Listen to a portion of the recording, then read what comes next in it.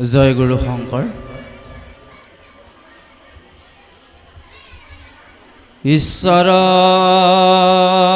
পৰম কৃষ্ণ সচ্চিদানন্দ বিগ্ৰহ অনাদিৰাদিৰ গোবিন্দ সৰ্বকাৰণ কাৰণ নাহম তিষ্ঠামি বৈকুণ্ঠে যোগিনাম হৃদয় নস্ৰ মদ্ভক্তা যত্ৰ গায়ন্তি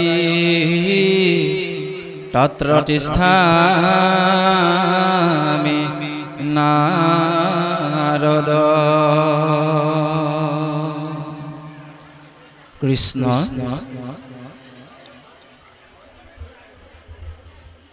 আজন্মৰ সেৱাস্থলীত উপবিষ্ট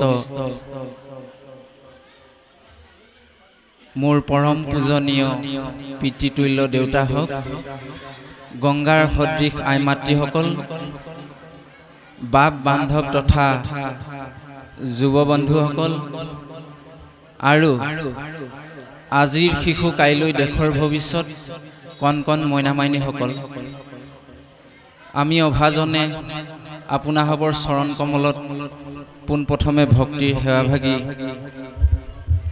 অৰ্পণ কৰা হৈছে আৰু গভীৰ শ্ৰদ্ধা নিবেদন কৰা হৈছে। আপোনাসৱৰ এই পবিত্ৰ স্থলীত উপস্থিত হৈ নিজকে সৌভাগ্য অনুভৱ কৰা হৈছে যে মাজুলী জিলাৰ চামগুৰি বনিয়া গাঁও গৰখীয়া সমিতিৰ উদ্যোগত সমূহ ৰাইজৰ সহযোগত ৩৬ সংখ্যক ভাগৱত পাঠৰ কাৰ্যসূচী আজিৰ দিনটোত আপোনাসৱে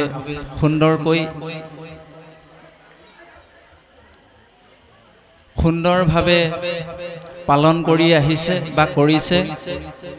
সঁচাকৈয়ে এটা বৰ শলাগ ল'বলগীয়া বিষয় যে আপোনাসৱ জাতি ধৰ্ম বৰ্ণ নিৰ্বিশেষে, সমাজ নিৰ্বিশেষে সকলোৱে একত্ৰিত হৈ এনেধৰণৰ এটা সমন্বয়ৰ সেতু বান্ধি ৰাখিছে।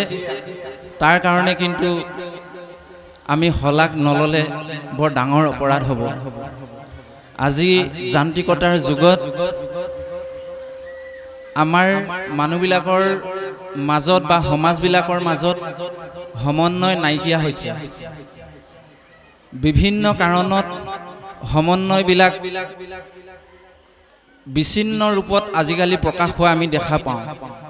কিন্তু আপোনাসৱে যোৱা ৩৬ বছৰে ইমান সুন্দৰকৈ পৰিপাটিকৈ এনেধৰণে এটা সমন্বয় যে আপোনাসৱে বচাই ৰাখিছে, তাৰ কাৰণে কিন্তু বহুত শলাগনীয় আৰু গভীৰ শ্ৰদ্ধাৰ বিষয়। গতিকে আমি তাৰ কাৰণে আপোনাসৱৰ ওচৰত পুনৰবাৰ শ্ৰদ্ধা নিবেদন কৰা হৈছে।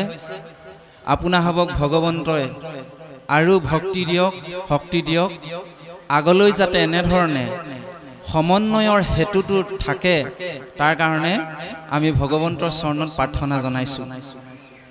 এতিয়া ভগৱন্ত কৃষ্ণই বৈকুণ্ঠগামী হ'বৰ সময়ত উদ্ধৱক কৈছিলে, হে উদ্ধৱ, মই যামগৈ ধৰাধাম এৰি, কিন্তু তুমি থাকিব লাগিব, কাৰণ ভকত আৰু ভগৱন্ত একেলগে গুচি গ'লে এই পৃথিৱীত অধৰ্মই গ্ৰাস কৰিব।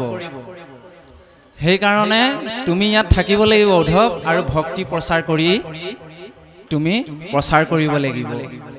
আৰু কৈছিলে এষাৰ কথা, অ' মই যাওঁ বৈকুণ্ঠলৈ, অ' উদ্ধৱ তুমি নাকান্দিবা,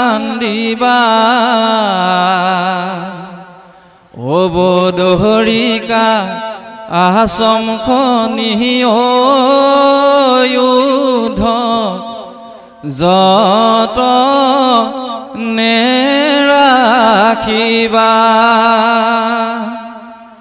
হে উদ্ধৱ, বদৰিকা আশ্ৰমখনি যতন কৰি ৰাখিবা। কিয়? তাত সন্তসকলে ভকতসকলে আহি ভক্তি ধৰ্ম প্ৰচাৰ কৰিব, মোৰ গুণ নাম শুনিব আৰু জীৱবিলাক মুকুতি পাবলৈ সক্ষম হ'ব। এতিয়া আপোনাৰ হ'ব কলিযুগত বদৰিকা আশ্ৰম ক'ত? এয়া বদৰিকা আশ্ৰম। এয়াই হৈছে বদৰিকা আশ্ৰম। আৰু এই বদৰিকা আশ্ৰম ভাগি আপোনাৰ হবে যেনেধৰণে ৩৬ বছৰে জীয়াই ৰাখিছে আৰু অদূৰ ভৱিষ্যতেও যাতে সদায় জীয়াই ৰাখে, তাৰ কাৰণে আমি আপোনাসৱৰ চৰণত পুনৰবাৰ সেৱা আৰু শ্ৰদ্ধা নিবেদন কৰা হৈছে। আমি পৰম সৌভাগ্য যে আপোনাসৱৰ দৰে সৎসংগ ভকতৰ সংগ আজি এনেধৰণে আমি দৰ্শন পাইছোঁ। মহাপুণ্যৰ ভূমিত এই আমি আজি নিজকে সৌভাগ্য অনুভৱ কৰিছোঁ। এতিয়া কলিযুগত বৈকুণ্ঠ ধাম ক'ত আছে? কলিযুগত বৈকুণ্ঠ ধাম হৈছে য'ত ভগৱন্তৰ গুণানুকীৰ্তন কৰা হ'ব, য'ত ঈশ্বৰৰ নাম প্ৰকাশ হ'ব, য'ত সৎসংগ ভকত থাকিব, সেয়াই বৈকুণ্ঠ বুলি কৈছে। গতিকে আমি পাঠৰ বিষয়বস্তুলৈ যোৱাৰ আগতে আপোনাসৱৰ চৰণধূলি আমি হিৰে লৈ লৈছোঁ। আপোনাসৱৰ চৰণধূলি আমি হিৰে ল'বৰ কাৰণে ইয়ালৈ আহিছোঁ। দুটিমান প্ৰাৰ্থনা আছে। আপোনাসৱে আমাক পাৰ নাই, ব্ৰহ্মাই চাৰিমুখে নোৱাৰিলে কৈ শেষ কৰিব, অনন্তই সহস্ৰ ফণাৰে নোৱাৰিলে। আৰু আমি কলিযুগৰ অল্পমতি অল্পায়ু জীৱ, গোটেই বিশ্ব ব্ৰহ্মাণ্ডখনত কোটি কোটি জীৱৰ ভিতৰত ক'ৰবাত বালি চাহি এটা হৈ পেলাই কোনোবা এটা কোণত জন্ম হৈছোহি। আৰু আমিনো কি ঈশ্বৰৰ কথা কৈ শেষ কৰিব পাৰিম? কেতিয়াও সম্ভৱ নহয়। গতিকে ভগৱন্তৰ হৃদয়ত থাকি যি দুই এটি কথা প্ৰকাশ কৰিব, আমি তেনেধৰণে আগবঢ়া হ'ব। আৰু দেউতাসকলৰ চৰণত প্ৰাৰ্থনা এটি জনাইছোঁ। ইয়াতে শাস্ত্ৰজ্ঞ বেদজ্ঞ দেউতাসকল আছে। গতিকে সেইকাৰণে ভাগৱতে কৈছে, ঐ ৰামে যেন কোনোবা নিশ্চয়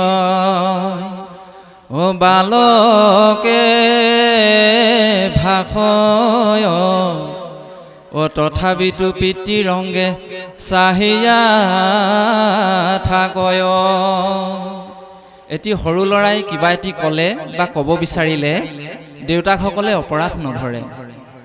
গতিকে আপোনাসৱেও আমাক আপোনাসৱৰে এটি সন্তান বুলি ভাবিব আৰু আপোনাসৱৰ দুখানি অভয় চৰণত আমাক ঠাই দিব। আৰু আই মাতৃসকলৰ চৰণত সেৱা জনাইছোঁ। গৰ্ভত থাকন্তে গুহালৈ যেন পাৱে, তাৰো অপৰাধ নধৰে যেন মাৱে। গতিকে আই মাতৃসকলেও আপোনাসৱৰ এটি সন্তান বুলি ভাবি আমাক আপোনাসৱৰ চৰণ তলত ঠাই দিব। এতিয়া বিষয়বস্তুটো এনেকুৱা, আপোনাসৱৰ যি কলিযুগৰ যি সৎসংগ বা ভকত সংগ, এয়া কিন্তু অলাপেচা পুণ্যত পোৱা নাই। আপোনাসৱৰ হয়তো বহু জনমৰ পুণ্য জমা হৈ থকাৰ কাৰণে আপোনাসৱে আজি এনেধৰণে সৎসংগ ভকতৰ সংগ পাইছে আৰু ঈশ্বৰৰ নাম বস্তু আশ্ৰয় কৰিব পাইছে। সেইকাৰণে গুৰুজনাই কৈছে, ধন্য ধন্য কলিকাল, ধন্য নৰতনু ভাল, ধন্য নৰ ভাৰত বৰিষে। চাৰিটা ধন্য হৈ গ'ল, শেষৰটো ধন্য হৈ গৈছে আমি হৰিনাম পাইছোঁ ভকতৰ সংগত। সেইকাৰণে কলিযুগত জন্মগ্ৰহণ কৰাসকলক ধন্যবাদৰ পাত্ৰ বুলি কৈছে। সেইকাৰণে কোৱা হৈছে, ভগৱন্তই নিজ মুখে কৈছে যে হে ব্ৰহ্মা, মনুষ্য হৰিটো বহুত দুৰ্লভ, এইটো ধ্ৰুৱ সত্য। তাতোতকৈ ধ্ৰুৱ সত্য, যিসকলৰ প্ৰতি মোৰ বিশেষ কৃপা থাকে তেওঁলোকেহে মোৰ গুণনাম শ্ৰৱণ আৰু কীৰ্তন কৰিবলৈ সুবিধা পায়। ঐ ৰামে যাৰ ভৈল কোটি হত পাতে ক নিৰ্জান, অ সেইজনে পাতে কাণ কৃষ্ণৰ কথাত। সকলোৱে ঈশ্বৰৰ কথা শুনিব নোৱাৰে। আপোনাসৱৰ বহু জনমৰ পুণ্য জমা হৈ আছিল কাৰণেহে এনেধৰণে ধৈৰ্য ধৰি যোৱাকালিৰ পৰাই আপোনাসৱে ভাগৱত শ্ৰৱণ কৰি আছে। তাৰ পিছত কৈছে ভগৱন্তই, হে ব্ৰহ্মা, যিজনৰ প্ৰতি মোৰ বিশেষ কৃপা থাকে তেওঁহে আকৌ মোৰ ওচৰলৈ আহিব পাৰে। চাওকচোন বাৰু, তাৰমানে সকলোখিনি কৰ্ম কৰিবলৈ হ'লেও অন্তত ঈশ্বৰৰ নামষাৰ ল'বলৈ হ'লেও তেওঁ কৃপা কৰিলেহে সম্ভৱ। তেওঁ কৃপা নকৰিলে আপুনি মই এই ইয়ালৈ আহিবই নোৱাৰো। ঐ ৰামে শতকোটি জন্মান্তৰে হুৱে মহাভাগ,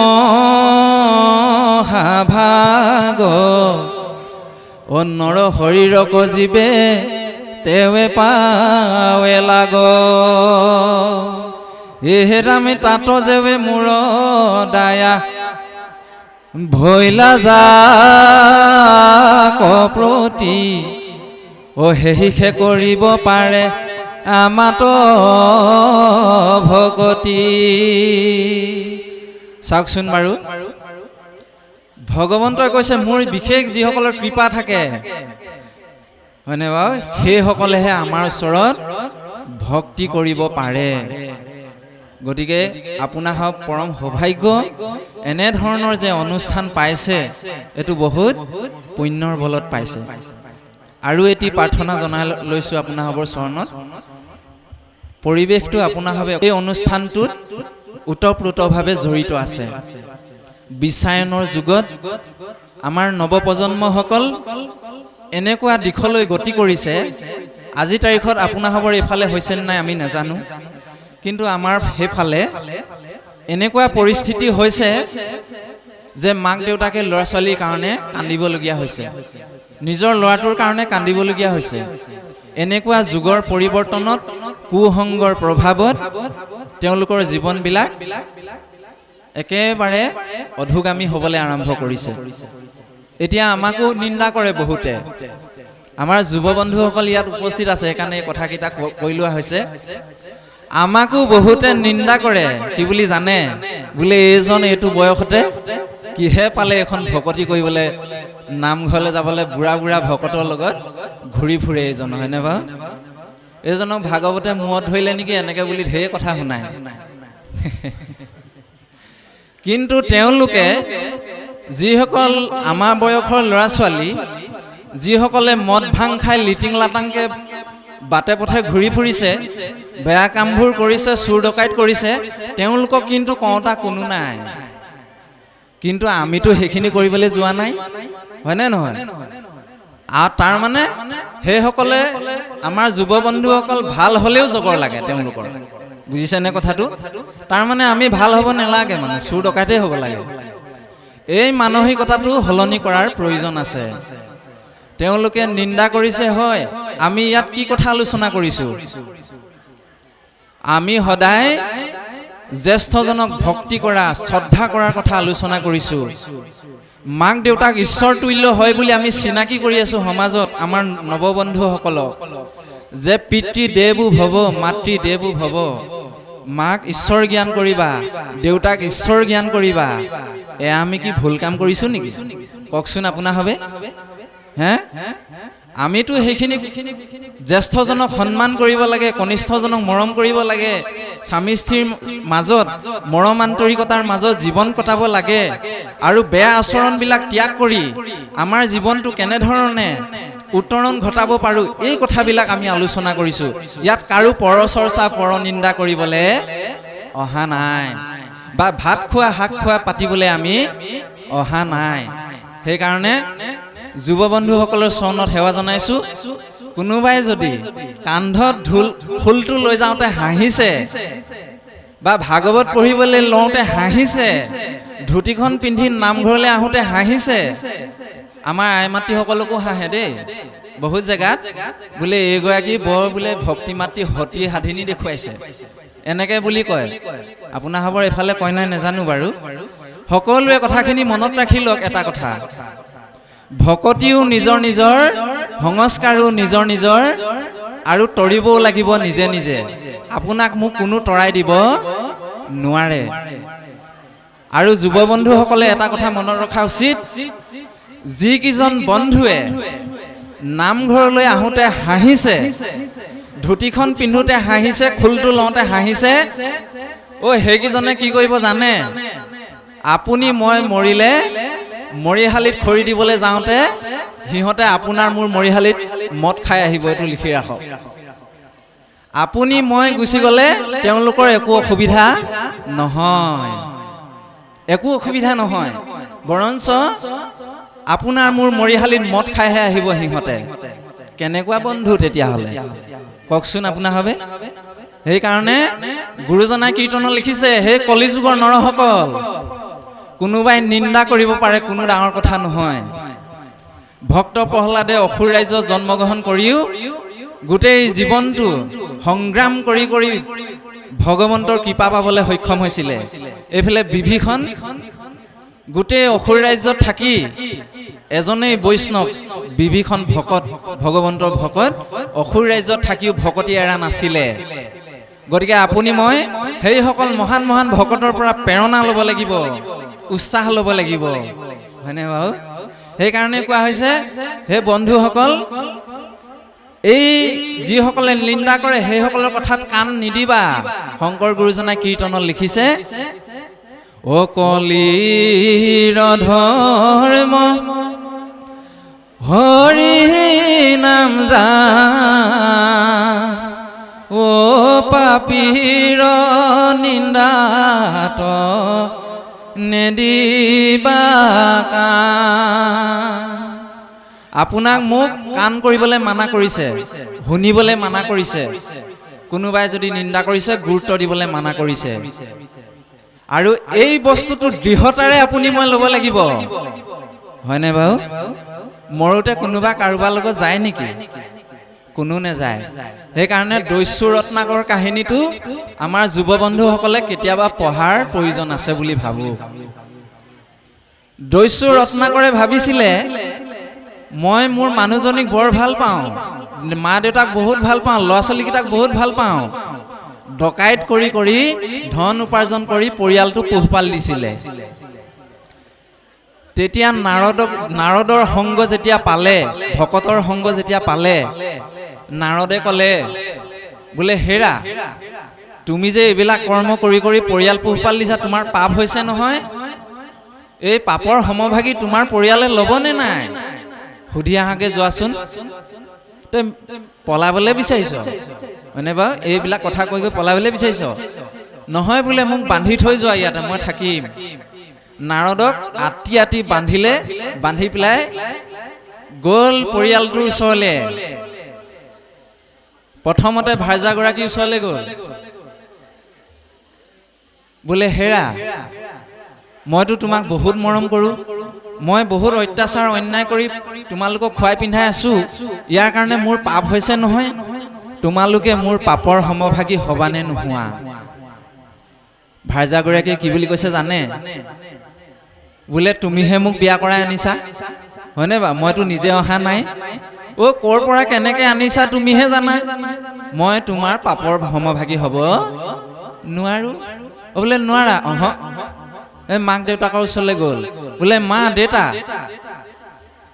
মইতো কষ্ট কৰি পাপ অৰ্জন কৰি তোমালোকক খুৱাই পিন্ধাই আছো, তোমালোকে মোৰ পাপৰ সমভাগী হবানে নোহোৱা? মাক দেউতাকে কি বুলি কৈছে জানে? বোলে হেৰা বোপাই, সৰুৰ পৰা তুলি তালি ডাঙৰ দীঘল কৰিলো, এতিয়া বৃদ্ধ বয়সত মাক দেউতাকক চোৱাটো সতি সন্তানৰ কৰ্তব্য। ক'ৰ পৰা তুমি কেনেকে ধন ধান আনিছা মই ক'ব নোৱাৰো, গতিকে তোমাৰ পাপৰ বোজা আমি ল'ব নোৱাৰো, এইটো সন্তানৰ কৰ্তব্য। বোলে নোৱাৰা? নোৱাৰো। ল'ৰা ছোৱালীকেইটাক সুধিলেগে, বোপাইহঁত, মইতো বহুত কষ্টকে ডাঙৰ দীঘল কৰিছো, ইয়াৰ কাৰণে পাপ হৈছে, পাপৰ সমভাগী হবানে নোহোৱা? ল'ৰা ছোৱালীকেইটা কি বুলি কৈছে জানে? বোলে দেউতা, তুমিহে আমাক জন্ম দিছা, মাক দেউতাকক হিচাপে ল'ৰা ছোৱালীক খুৱাই বুৱাই ডাঙৰ দীঘল কৰাটো মাক দেউতাকৰ কৰ্তব্য। ক'ৰ পৰা আনিছা, ক'ৰ পৰা খুৱাইছা, আমি তাৰ পাপৰ সমভাগী হোৱাব নোৱাৰো নহয়। বোলে নোৱাৰা? নোৱাৰো। তেতিয়া দস্যু ৰত্নাকৰ মনত দিব্য জ্ঞানৰ সৃষ্টি হ'ল। লগে লগে হাতৰ পৰা কুঠাৰ খহি পৰিল। সেই দস্যু ৰত্নাকৰ দৰে সকলোৰে কাহিনী আপোনাৰ মোৰ। আৰু ভাগৱতত এটি সুন্দৰ আখ্যান আছে, গ্ৰাহ গজেন্দ্ৰৰ কাহিনী, হয়নে? গ্ৰাহ গজেন্দ্ৰই ভাবি আছিলে মোৰ সকলো আছে, ধন মানে বল আছে, বীৰ্য আছে, মোৰ পৰিয়াল আছে। কিন্তু যেতিয়া কালৰূপী গ্ৰাসে ধৰিলে তেতিয়া কি হ'ল? সহস্ৰ বছৰ যুদ্ধ কৰিলে। শেষত ভাবিলেগে মোক আৰু বচাব নোৱাৰে। পাৰত গৈ পেলাই গোটেই পৰিয়ালে গৈ চাই আছেগে, কোনেও একো কৰিব পৰা নাই। আপোনাৰ মোৰো সেইটো গতি হ'ব। ল'ৰা ছোৱালীয়ে কি কৰিব জানে? কেৱল চাই থাকি দুখ কৰি থকাৰ বাদে আপোনাক মোক আৰু তেওঁলোকে একো তৰাব সহায় কৰিব নোৱাৰে সেইখিনি সময়ত। সেইকাৰণে কোৱা হৈছে আপুনি মই, ভকতিও নিজৰ নিজৰ, সংস্কাৰো নিজৰ নিজৰ। আপুনি মই যিখিনি কৰ্ম কৰিছোঁ সেইখিনি কেৱল আপুনি ময়ে ভুক্তভোগী হ'ব লাগিব, এইটো মনত ৰাখক। কিন্তু তাৰ পৰা স্বয়ং ভীষ্মই বাচি যোৱা নাই, বিদুৰে ধৰ্মৰা যমে বাচি যোৱা নাই। আপুনি মই কোনটো খেতিৰ মূলা, হয়নে? সেইকাৰণে আপোনাৰ ভাৱে দৃঢ়তাৰে ল'ব। কোনোবাই যদি ভক্তি কৰোঁতে হাঁহিছে, হাঁহিবলৈ দিয়ক। তেওঁক মায়া জীৱ, তেওঁলোক মায়া জীৱ, মায়াই পালে বুলি ধৰি ল'ব আপোনালোকে। কাৰণ ঈশ্বৰৰ মায়া কোনো বুজিব নোৱাৰে, হয়নে? সেইকাৰণে জুবিন দাই টোকাৰী গীতত গাইছে, অ নাজানো তোমাৰ মায়া হে প্ৰভু নাৰায়ণ, নাজানো তোমাৰ মায়া, ও নিচিনো তোমাৰ মায়া হে প্ৰভু নাৰায়ণ, নিচিনো তোমাৰ মায়া। প্ৰভুৰ মায়া বুজাটো ইমান সহজ নহয়, আমি চিনি পোৱা নাই। চিনি নোপোৱাৰ কাৰণে আমি সদায় জীয়াই থাকিম বুলি ভাবিছোঁ। সেইকাৰণে সেইসকলে ভকতি কৰোঁতে আপোনাক মোক হাঁহিছে। যুধিষ্ঠিৰক সুধিছিলে কথা এটা, বোলে হেৰা যুধিষ্ঠিৰ, পৃথিৱীৰ আটাইতকৈ আচৰিত কথাটো কি? বোলে পৃথিৱীৰ আটাইতকৈ আচৰিত কথাটো হৈছে এই সংসাৰলৈ জীৱ আহি আছে, গৈ আছে, জন্ম হৈ আছে, মৃত্যু হৈ আছে, কিন্তু জীয়াই থকা জীৱকেইটাই কেতিয়াও মৰিম বুলি নাভাবে। বোলে এইটোৱে পৃথিৱীৰ আটাইতকৈ আচৰিত কথা। আপোনাৰ ভাৱে ভাবিছে নি বাৰু কোনোবাই মৰিম বুলি? কাৰোবাৰ মনলৈ আহিছেনে বাৰু? নাই অহা। আমি সদায় জীয়াই থাকিম বুলিয়ে ভাবোঁ। সেইকাৰণে আমাৰ অহংকাৰ আহে মনলৈ, তইহে তই, মইহে মই। গতিকে সেইখিনি কথা আমি সদায় মনত পেলাই থাকিব লাগে। আৰু ভাগৱত হৈছে সেয়া আমি পাহৰি থকা কথাকেইটা মনত পেলাই দিয়া এটা বিষয় দেই। আপোনাৰ সকলোৱে জানেই, কিন্তু সেই জনা কথাকেইটাকে মনত পেলাবৰ কাৰণে আজিৰ এই অনুষ্ঠান ভাগ আয়োজিত কৰা হৈছে। এতিয়া আমি অকণমান পাঠৰ বিষয়বস্তুলৈ যাব বিচৰা হৈছে। ইতিমধ্যে পাঠ চলি আছে দশম স্কন্ধ ভাগৱত। আদি চোৱাৰ পৰা আৰম্ভ কৰি ভগৱন্ত কৃষ্ণৰ লীলাৰ বিষয়ে ইয়াতে পাঠ হৈ আছে। বৰ সুন্দৰ আখ্যান। মানে সেইকাৰণে আমাৰ ৰসিকসকলে, ভকতসকলে ভাগৱতৰ দশম স্কন্ধটো হৃদয় বুলি কৈছে, ভাগৱতৰ হৃদয় বুলি কৈছে। যেনেকৈ আপোনাৰ মোৰ হৃদয়, সেইকাৰণে ভাগৱতৰ হৃদয় বুলি কৈছে। এই আখ্যানটো যদি আপোনাৰ ভাৱে ভাল ধৰণে পঢ়ে, শুনে, ইয়াতে মানে কাহিনী এটা, কিন্তু দৰ্শন আপুনি বিচাৰি শেষ কৰিব নোৱাৰিব ইয়াৰ পৰা। ভক্তি বিচাৰিলে ভক্তি পাব, বৈৰাগ্য বিচাৰিলে বৈৰাগ্য পাব, জীৱন পথত কেনেকৈ আগবাঢ়িব লাগে সেয়া আপুনি পাব, কেনেকৈ জীৱনত সংগ্ৰাম কৰিব লাগে সেয়া আপুনি পাব, কেনেকৈ এখন গৃহস্থী সংসাৰ চলাব লাগে সেয়া আপুনি পাব, কেনেকৈ জ্যেষ্ঠজনক সন্মান কৰিব লাগে, পিতৃ মাতৃক শ্ৰদ্ধা কৰিব লাগে সেয়া পাব। আৰু কি পাব জানে? চবতছে ডাঙৰ কথাটো হ'ল সতী সন্তান এই পৃথিৱীলৈ কেনেকৈ আনিব লাগে সেই বিষয়েও দশম স্কন্ধ ভাগৱতত আছে। এতিয়া আমাৰ দুখ লাগে সেইবিলাকত। আজি এই অনুষ্ঠানটো যুৱ বন্ধুসকলে বেছিকৈ শুনিব লাগে, কাৰণ তেওঁলোকৰ অদূৰ ভৱিষ্যত আছে আৰু অদূৰ ভৱিষ্যতে এই গোটেই বস্তুখিনি তেওঁলোকক লাগিব। তেতিয়াহে তেওঁলোকৰ জীৱনটো সুন্দৰভাৱে পৰিকল্পিত হ'ব। সজাল ধৰা ঘাঁহনিত বা ধাননিত সাৰ জাবৰ দিলে খেতিডৰা ভাল হয়। বেলি থাকোঁতে ধান ৰ'দত দিলে ধান শুকায়, নহ'লে নুশুকায়, হয়নে বাৰু? সেইকাৰণে এই গোটেই বস্তুবিলাক ভাগৱত হৈছে দাপোন আমাৰ। এই গোটেই বস্তুবিলাক আপুনি মই জানিবলৈ হ'লে, শিকিবলৈ হ'লে ভাগৱতক আশ্ৰয় কৰাৰ প্ৰয়োজন আছে দেই। আমাৰ ভাৰতীয় কৃষ্ণ সংস্কৃতি, ভাগৱত দৰ্শন, গীতা দৰ্শন ইমানেই শ্ৰেষ্ঠ, সতী সন্তান জন্ম দিয়াৰ ওপৰতো নিয়ম বান্ধি ৰাখিছে। সতী সন্তান জন্ম দিয়াৰ ওপৰতো গভীৰ দৰ্শন দিছে। ইয়াতকৈ আৰু শ্ৰেষ্ঠ দৰ্শন লাগে নি বাৰু কিবা? নেলাগে। সেইকাৰণে বৰ সুন্দৰকৈ আপোনাক মোক কৈছে। ইয়াত ভক্তি মাৰ্গৰ কথাকেইটাকে আমি অকণমান আলোচনা কৰা হওক। এতিয়া ভগৱন্ত কৃষ্ণ যেতিয়া তেওঁ এই ধৰাধামলৈ অৱতাৰ লৈছে, ক'ত জন্ম লৈছে? কাৰাগাৰত জন্ম লৈছে, হয়নে বাৰু? তাৰ মানে প্ৰথমটি দৰ্শন পাওঁ, আপুনি মই ঈশ্বৰ তুল্য এটি সন্তান পাবলৈ হ'লে কৃষ্ণৰ দৰে, ৰামৰ দৰে, যুধিষ্ঠিৰৰ দৰে, প্ৰহ্লাদৰ দৰে, ধ্ৰুৱৰ দৰে এটি সন্তান পাবলৈ হ'লে আপুনি মই নীতি নিয়মত থকাৰ প্ৰয়োজন আছে। জেলখনে নীতি নিয়মৰ বান্ধনীটো বুজাইছে, মৰ্যাদা দেই। আৰু সেই জেলৰ মাজত থাকি পেলাই আইগৰাকীয়ে যি মন যায় তাকে খাবলৈ পাইছিলে নি? নাই পোৱা। যি মন যায় তাকে কৰিবলৈ পাইছিলে নেকি? নাই পোৱা। এটা নিয়মৰ মাজত, বান্ধনীৰ মাজত থকাৰ কাৰণে জগতৰ ঈশ্বৰ কৃষ্ণৰ নিচিনা এটি সন্তান জন্ম হৈছে। গতিকে আমাৰ আইসকলে সৰু সৰু এই দৰ্শনবিলাক ল'ব লাগিব দেই। আৰু জন্ম হৈছে ক'ত? ভকতৰ গৃহত। তেনেহ'লে তেনে এটি সন্তান পাবলৈ হ'লে আপুনি মোৰ ভকত হ'ব লাগিব, হয়নে?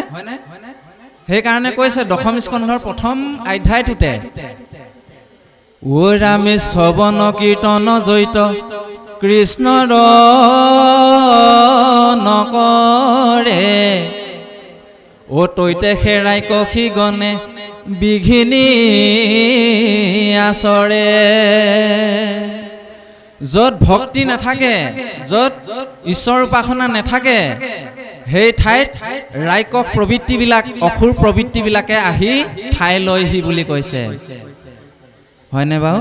ভাগৱতৰ একেবাৰে দ্বাদশ স্কন্ধৰ একেবাৰে শেষত ভাগৱত তাৎপৰ্য লিখিছে এটা ডাঙৰ বিজ্ঞানৰ কথা, যে এনেকৈ লিখিছে, এটা লাইট জ্বলি থাকোঁতে পোহৰৰ ওচৰলৈ যেনেকৈ আন্ধাৰ আহিব নোৱাৰে, ভক্তি চৰ্চা হৈ থকা এখন গৃহত, এটা অঞ্চলত, এখন ৰাজ্যত বেয়া জীৱ, অসুৰ প্ৰবৃত্তিৰ সন্তান আহিব নোৱাৰে।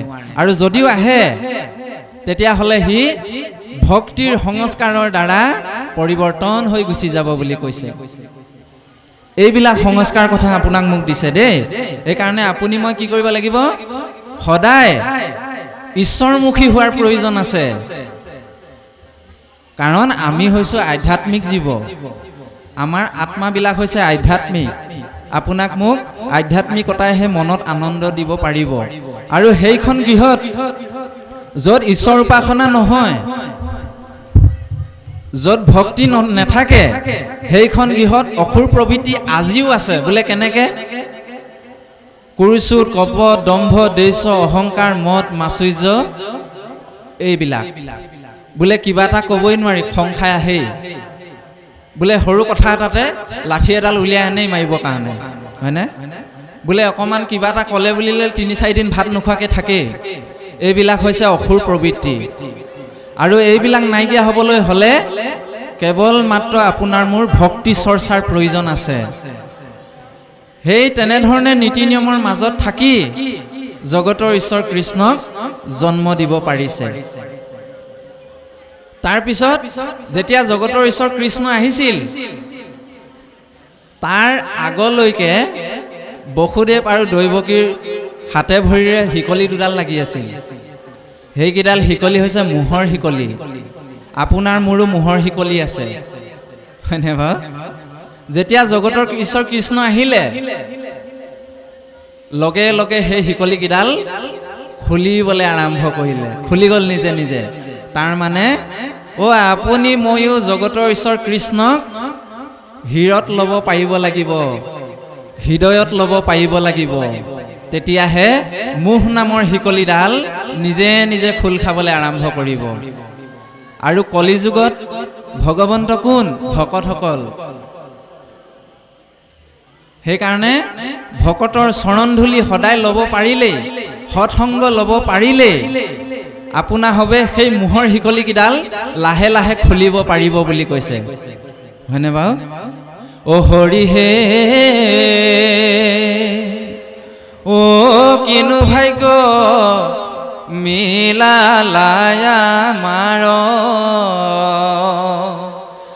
কত পুণ্যৰ ফলে বৈষ্ণৱ দেখা পাইলো, হৰি হেৰা কৰি উদ্ধাৰ, কৰি উদ্ধাৰ। কলিযুগত ভকতে আপোনাৰ হ'ব উদ্ধাৰ কৰিব, এইটো লিখি থওক।